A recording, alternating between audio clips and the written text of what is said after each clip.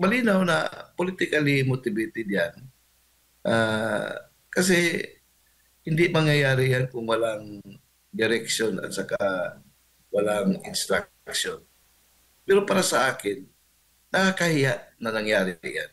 It's shameful to do that. Kasi if you are true to your calling as a member of the House of Representatives, you should not have allowed it to happen, especially to the act that is used as a basis of disciplining Congressman Barsaga. Talagang nakakahiya yan because to me, behavior that is part and parcel of freedom of expression. Po sa mga nabanggit ni Congressman Kiko Barzaga nang siya po ay patawan ng suspensyon, ang sabi niya na hindi unethical or hindi ethical yung kanyang mga pahayag, pero hindi naman daw po sinabi na hindi totoo ang kanyang mga pahayag. Ano po ang comment niyo po rito, Attorney? Yun nga, that's a good point. Hindi naman sinabi na hindi totoo. Pero sabi nila, kailangan i-punish siya for committing this reasons. One of the arguments that Barsaga may bring to the Supreme Court. Kasi yung expanded power of review ngayon ng Supreme Court, yung power to determine whether there has been grave abuse of discretion amounting to lack or in excess of jurisdiction committed by any branch, instrumentality, or agency of the government. That includes the House of Representatives. Doon po sa kanilang rason kung bakit po nila itong laban kay Congressman Kiko Barsaga sa kanyang ethics, no? Sinabi nila na parang nadungisa, nabahira ng dumi ang imahe ng Kamara dahil nga po dito sa mga aligasyon, mga posting nitong si Congressman Barzaga, yung kanyang gawi.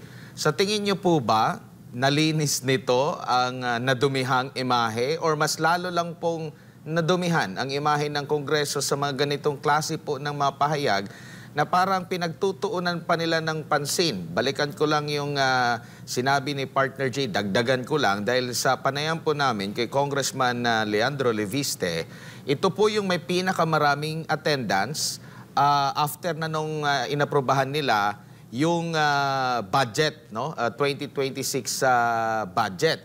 At kung maalala rin natin Attorney James, noong panahon din na budget deliberation, nagpo-post din itong si Congressman Barzaga kung gaano ka bakante ang plenaryo during budget deliberation na isa sa mga pangunahing trabaho ng mga kongresista. Ano po masasabi niyo po rito, Attorney?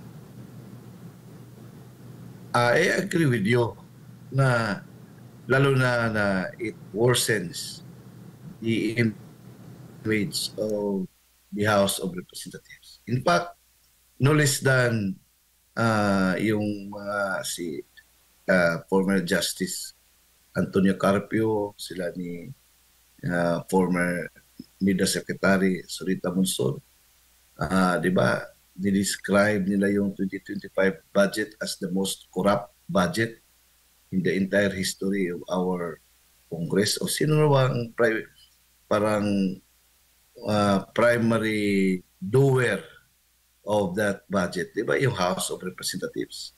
At saka itong mga monumental graft and corruption, ghost projects, nangyari ito sa House of main participant ang House of Representatives. So, discredited body na ito, lalo na parang it did not helped in uplifting or removing that baggage by suspending Kiko Barsaga. To me, lalo na itong nakakasira sa imahe ng House of Representatives. Opo. At nakikita nyo rin po ba na masyadong mabigat lang itong parusang ipinataw sa kanya? Kung sa ibang mga pagkakasala, di ba, meron niyang first offense, second offense, third offense, yung malimit sa first offense, warning lamang po or mas pinakamababang parusa. Pero ito, 2 buwan agad na parusa ang ipinataw, attorney. Isa rin to sa mga question doon po sa mga tumutol sa suspension nitong si attorney ni Congressman Kiko Barzaga, attorney. Kaya nga, political ito eh. Kasi ang masakit dito, we are not like, I'm not saying na bad ang Thailand. I love Thailand.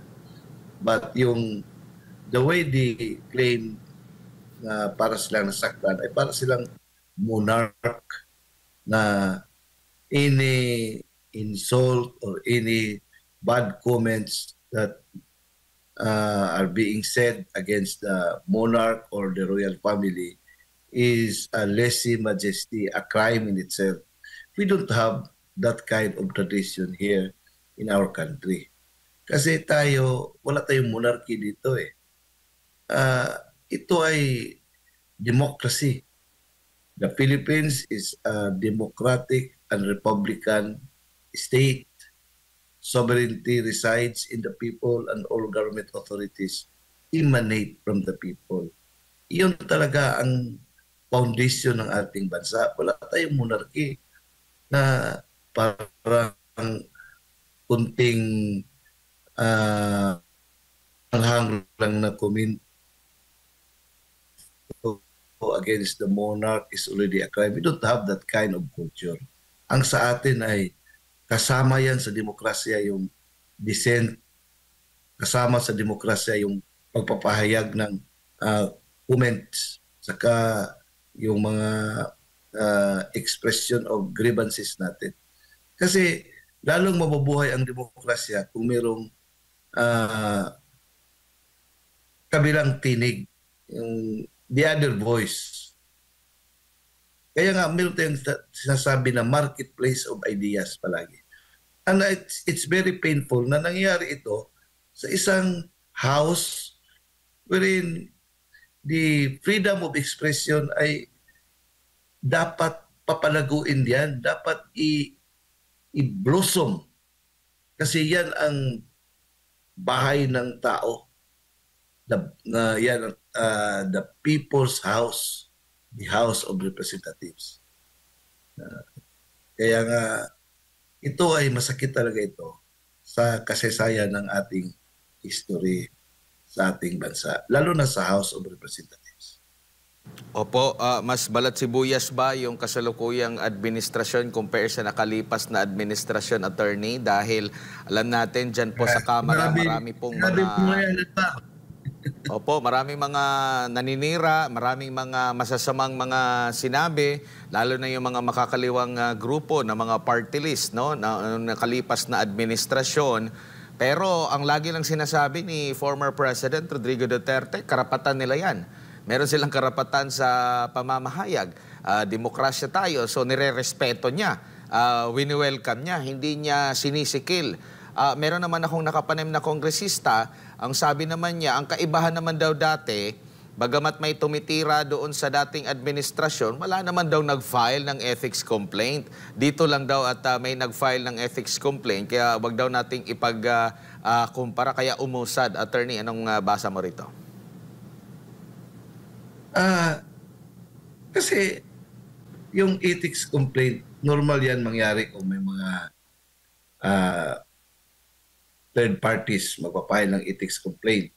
In fact, ang daming ethics complaint dyan na pending, unacted, be it in the House or in the Senate. Kasi normally hindi yan ginagawa nila eh. Especially if seldom yan na isang kapwa mamabatas ang magpahil ng ethics complaint against his or her own peer.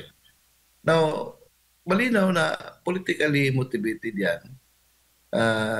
Kasi hindi mangyayari yan kung walang direction at saka walang instruction. Pero para sa akin, nakakahiya na nangyari yan. It's shameful to do that. Kasi if you are true to your calling as a member of the House of Representatives, you should not have allowed it to happen, especially to the act that is used as a basis of disciplining Congressman Barsaga, talagang nakakahiya yan because to me, behavior that is part and parcel of freedom of expression.